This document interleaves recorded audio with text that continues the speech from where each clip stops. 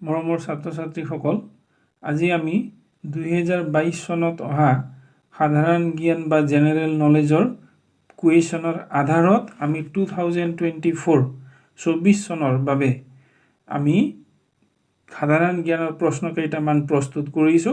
উদাহৰণ হিচাপে 2022 চনত আহিছিলে প্ৰশ্ন এটা, এনে ধৰণৰ আছিলে প্ৰশ্নটো, ডুৰাণ্ড লাইন তলৰ কোন দেশৰ দুখৰ মাজৰ সীমাৰেখাৰ নাম। আৰু অপচনৰ ভিতৰত আছিলে, শুদ্ধ অপচনটো দিয়া আছিলে পাকিস্তান আৰু আফগানিস্তান। আজি আমি 22ৰ আলোচনা কৰা নাই, 22ৰ আধাৰত 24 চনৰ আহিব পৰা সম্ভাৱ্য জেনেৰেল নলেজৰ কুৱেশ্যন আলোচনা কৰিছোঁ। সেইকাৰণে আমাৰ কুৱেশ্যনটো এনেকৈও হ'ব পাৰে, 22ত তেনেকৈ দিছিলে, অৰ্থাৎ পাকিস্তান আৰু আফগানিস্তানৰ মাজৰ সীমাৰেখাডালৰ নাম কি বুলি ক'লে ডুৰাণ্ড লাইন হ'ব। তেনেকৈ আমি 24ৰ কাৰণে আমি প্ৰস্তুতিত আমি আৰু তাৰ লগত সংগতি থকা প্ৰশ্ন আমি আলোচনা কৰিম। প্ৰশ্নটো হৈছে কেনেকুৱা, প্ৰথমটো, ভাৰত আৰু চীনৰ মাজৰ সীমাৰেখাডালৰ নাম কি? ইয়াৰ উত্তৰ হ'ব মেকমোহন লাইন।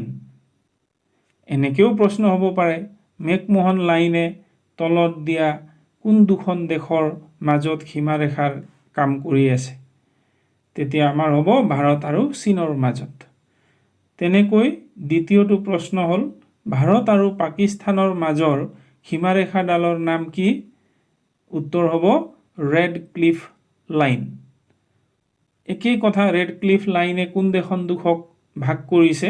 তো ভাৰত আৰু পাকিস্তান। অৰ্থাৎ আমি এই তিনিটা আমি জানি ল'ব লাগিব। পাকিস্তান আফগানিস্তানৰ মাজৰ সীমাৰেখাডাল হ'ল ডুৰাণ্ড লাইন, চীন আৰু ভাৰতৰ মাজৰ সীমাৰেখাডালৰ নাম হ'ল মেকমোহন লাইন, আৰু ভাৰত আৰু পাকিস্তানৰ মাজৰ সীমাৰেখাডালৰ নাম হৈছে ৰেড ক্লিফ লাইন। গতিকে তেনেকৈ আমি 22ৰ আধাৰত আমি আজি প্ৰশ্ন আলোচনা কৰিম। তো তাৰ পিছৰ তৃতীয় প্ৰশ্নটো হৈছে, G20 সন্মিলন 2024 চনত কোনখন দেশে আয়োজন কৰিব? উত্তৰ হ'ব ব্ৰাজিলে।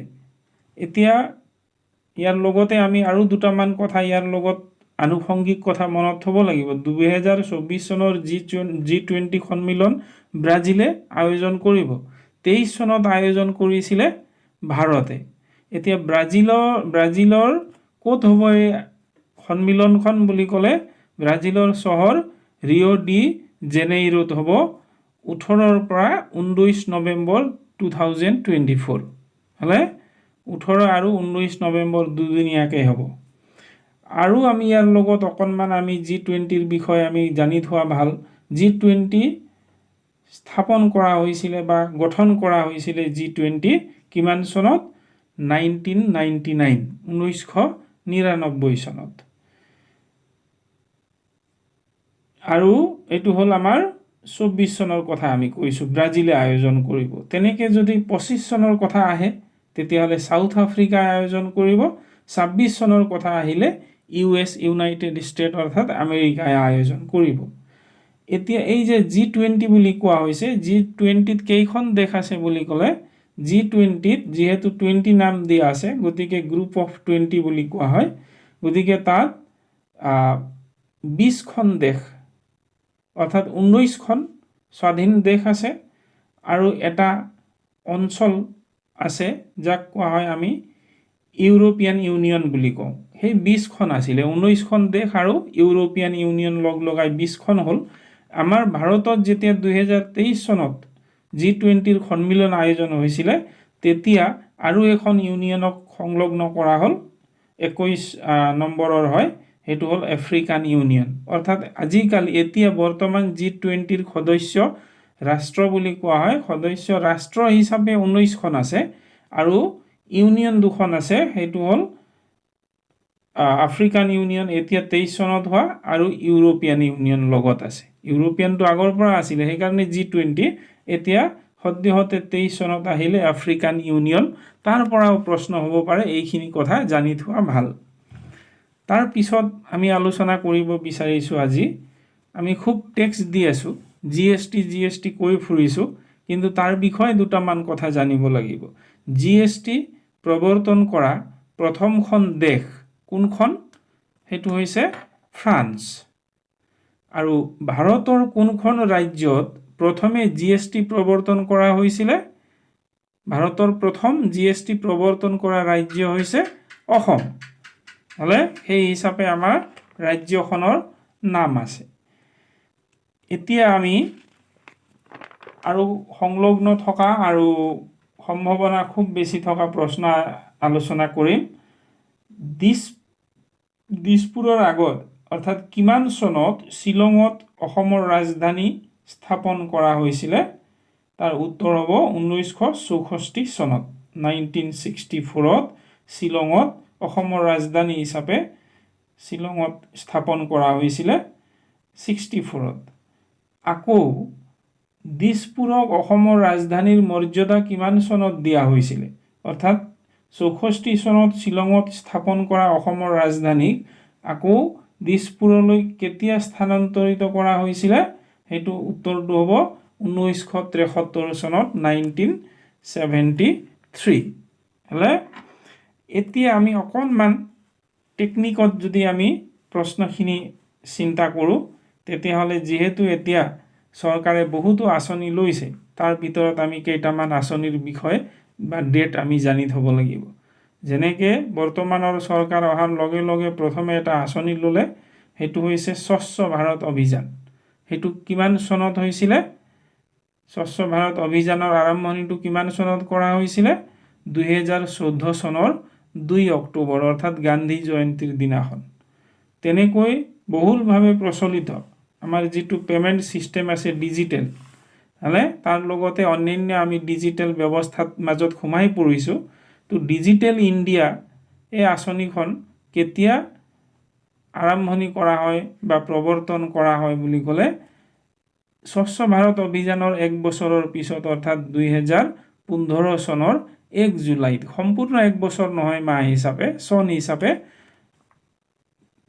1 বছৰ হ'ব তো আমাক ডেটটো খুব সম্ভৱ আহা সম্ভাৱনা কম এনে জানি থোৱা ভাল কিন্তু মনত ইমান থোৱাও অসুবিধা কিন্তু 14 চনত স্বচ্ছ ভাৰত অভিযান আৰু 15 চনত ডিজিটেল ইণ্ডিয়া প্ৰৱৰ্তন কৰা হৈছিল তেনেকৈ আৰু এটা বহুলভাৱে প্ৰচলিত আমাৰ অভিযান এটা আছে আয়ুষ্মান ভাৰত যোজনা হেতু কিমান চনত আৰম্ভ কৰা হৈছিল 2018 চনৰ 23 ছেপ্টেম্বৰ 18 চনটো ভালকে মনত থলে বেছি লাভ হ'ব বেছি ভাল হ'ব পাহৰা সম্ভাৱনা কম আছে তেনেকৈ ভাৰতৰ আটাইতকৈ পুৰণি উচ্চ ন্যায়ালয় অৰ্থাৎ হাই কোৰ্ট ভাৰতৰ আটাইতকৈ পুৰণি হাই কোৰ্ট কোনখন হয় তাৰ নাম খুদিব পাৰে তো তাৰ উত্তৰটো হ'ব কলিকতা উচ্চ ন্যায়ালয় আৰু ভাৰতৰ উচ্চতম ন্যায়ালয় গঠন কেতিয়া কৰা হৈছিল ইয়াৰ উত্তৰ হ'ব 1950 চনত আৰু তেতিয়াই আমাৰ সংবিধান কাৰ্যকৰীও হৈছিল 1950 চনৰ 24 জানুৱাৰী তাৰিখে ভাৰতৰ উচ্চতম ন্যায়ালয় গঠন কৰা হৈছিল আৰু আকৌ আমি অসমৰ প্ৰশ্নলৈ আহিছো ডিগবৈ তেল শোধনাগাৰ কিমান চনত স্থাপিত হৈছিল এটো আমি প্ৰায় সকলোৱে জানো 1901 চনত ডিগবৈ তেল শোধনাগাৰ স্থাপন কৰা হৈছিল তেনেকৈ অসম চুক্তিৰ ভিত্তিত অসম চুক্তিৰ আধাৰত স্থাপন কৰা তেল শোধনাগাৰটোৰ নাম কি তাৰ উত্তৰ হ'ব নুমলীগড় তেল শোধনাগাৰ আমি এনআৰএল কৈ থাকো হেতু স্থাপন কৰা হৈছিল 1999 চনত অৰ্থাৎ 1999ত আমি 1999ৰ এটা কোৱেশ্চন আমি অলপ আগত আমি ডিসকাস কৰিছিলো হলে হেতু হৈছে 1999ত G20 খন মানে স্থাপন কৰা হৈছিল G20 গঠন কৰা হৈছিল 1999ত সেই একেটা বছৰত নুমলীগড় তেল শোধনাগাৰো স্থাপন কৰা হৈছিল তাৰ পিছৰ কোৱেশ্চনটো আছে অসমত আকৌ এটা আঁচনিৰ কথা কৈছো অসমত মধ্যাহ্ন ভোজন আঁচনি কিমান চনত বলবৎ কৰা হয় ইয়াৰ উত্তৰ হ'ব 2005 চনত আৰু এটা আঁচনি আছে MG ADRE বুলিও কয় ADRE শৰ্ট ফৰ্ম হয় এইটো এই আঁচনি অসমত কিমান চনত বলবৎ কৰা হয় ইয়াৰ উত্তৰ হ'ব 2006 চনত এনেকুৱা সম্ভাৱ্য ঢেৰ কুৱেশ্যন আছে উদাহৰণ হিচাপে অসমৰ প্ৰথমজন চাহ খেতিয়ক কোন হয় এটো আমি আসলতে সবে জানিব লাগিব উত্তৰটো হ'ব মনিৰাম দেৱান অসমৰ প্ৰথমজন চাহ খেতিয়ক অসমত গেছ ক্ৰেকাৰ প্ৰকল্পটো কিমান চনত স্থাপন কৰা হয় এটো উত্তৰ হ'ব 2016 চনত ইয়াৰ পিছত আমাৰ শিক্ষা বা শৈক্ষিক অনুষ্ঠানৰ ওপৰত আৰু আমাৰ বুৰঞ্জী বিশেষকৈ আহোম ৰাজত্ব কালৰ বহুতো প্ৰশ্ন সম্ভাৱ্য প্ৰশ্ন আছে আমি হেতু পৰ্যায়ক্ৰমে ইয়াৰ পিছৰ ভিডিঅ'টোত আলোচনা কৰিম থ্যাংক ইউ